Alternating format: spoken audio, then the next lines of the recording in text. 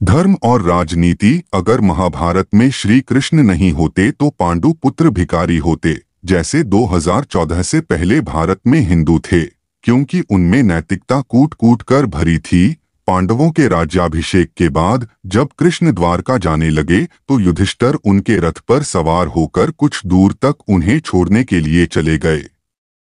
श्री कृष्ण ने देखा युधिष्ठिर के मुख पर उदासी सी छाई हुई थी। उन्होंने मुस्कुराकर पूछा, क्या हुआ भैया, क्या आप अब भी खुश नहीं?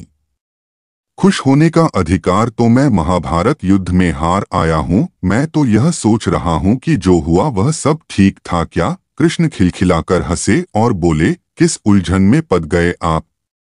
हंसकर मत टालो केशव। मेरी विजय के लिए इस युद्ध में तुमने जो जो कार्य किए हैं, जैसे कर्ण वध, द्रोण वध, अर्जुन की रक्षा हेतु भीमपुत्र घटोत्कच का वध कराना, भीष्म पितामह पर शिखंडी की आड़ लेकर अर्जुन द्वारा प्रहार करवाना। युधिष्ठिर बड़े भाई के अधिकार के साथ कठोर प्रश्न कर रहे थे। अब कृष्ण गंभीर हो गए और बोले, भ्रम में न पड़िए बड़े भैया, यह युद्ध क्या आपके राज्याभिषेक के लिए लड़ा गया था? नहीं, आप तो इस कालखंड के करोड़ों मनुष्यों के बीच मात्र एक सामान्य मनुष्य भर हैं। आप स्वयं को राजा मानकर सोचें, तब भी इस समय संसार में असंख्य राजा हैं और असंख्य आगे भी होंगे। इस भीड़ में आप बहुत छोटी सी इकाई भर हैं। धर्मराज, मैं भला आपके लिए युद्ध क्यों लड़ूंगा?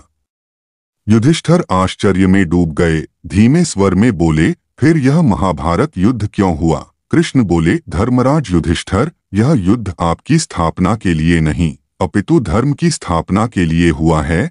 यह भविष्य को ध्यान में रखते हुए जीवन संग्राम के नए नियमों की स्थापना के लिए हुआ है, ताकि भविष्य का भारत यह सीख सके कि विजय ही धर्म है, वो चाहे जिस भी प्रयत्न से मिले, क्योंकि यह अंतिम युद्ध है जो धर्म की छाया में हुआ है। युधिष्ठिर कृष्ण को गले मिलकर रथ से नीचे उतर चुके थे और धीमे धीमे अपने रथ की ओर बढ़ चले थे। आज ये युधिष्ठिर और कोई नहीं, हिंदू समाज है, जो कि वर्षों की गुलामी के कारण नपुंसक सा हो गया है। भाईचारे की बीमारी से भयंकर ग्रस्त कृष्ण की ही भांति ये लड़ाई मोदी जी लड़ रहे हैं। मोदी जी केवल रास्ता दिखा सकते हैं, शस्त्र हमें खुद उठाने होंगे। जब मोदी जी भगवा वस्त्रों में मंदिर से निकलते हैं तो एक संदेश देते हैं, गर्व करो कि हम हिंदू हैं। सत्ता के बाहर नैतिकता केवल किताबों में अच्छी लगती है।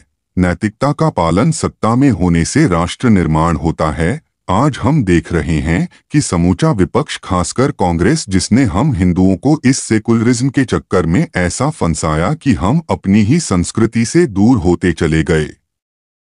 हम सनातनी गौ को गोमाता मानते हैं और दूसरी ओर जो लोग गोभक्षण करते हैं, विपक्ष उन्हीं लोगों के चरणों में कुछ वोटों के लिए नतमस्तक हो रहे हैं। और हम सनातनियों से भी यह आशा रखते हैं कि हम सेक्युलर बनकर ऐसे गोभक्षण करने वाले लोगों को गले लगाएं और उनसे भाईचारा निभाएं। हिंदू सनातनी भाई बहनों, जागो, उठो और अपने लक्ष्य को पहचानो। भारत माता के सम्मान के लिए मोदी जी के साथ खड़े होइए। जब तक हमारा देश सुरक्षित हाथों में रहेगा तब तक ही हम सुरक्षित रहेंगे, अन्यथा वेस्ट बंगाल, कर्नाटक का हाल तो आप देख ही रहे हैं। वेस्ट बंगाल में हिंदू स्त्रियों के साथ लगातार दुष्कर्म की घटनाएं।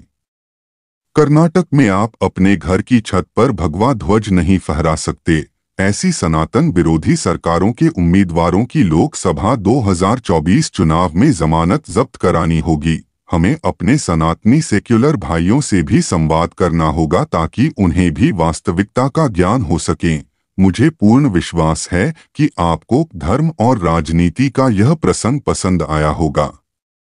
कृपया वीडियो के ठीक नीचे दिए हुए सब्सक्राइब बटन को दबाकर ऑल पर क्लिक करना बिल्कुल न भूलें। यदि आप सच्चे सनातनी हैं तो इस वीडियो को अधिक से अधिक शेयर करना आपका सनातनी कर्तव्य भी बनता है। आपको मेरी प्यार भरी राधे राधे।